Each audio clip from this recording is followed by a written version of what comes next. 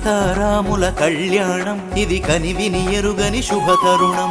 సీతారాముల కళ్యాణం ఇది కనివిని ఎరుగని శుభతరుణం. రామచంద్రుడే పెళ్లి కుమారుడు, జానకి మాత పెళ్లి కూతురు.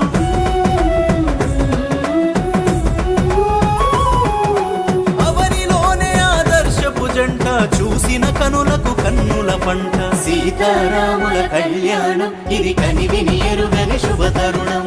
సీతారాముల కళ్యాణం ఇది కనివిని ఎరుగని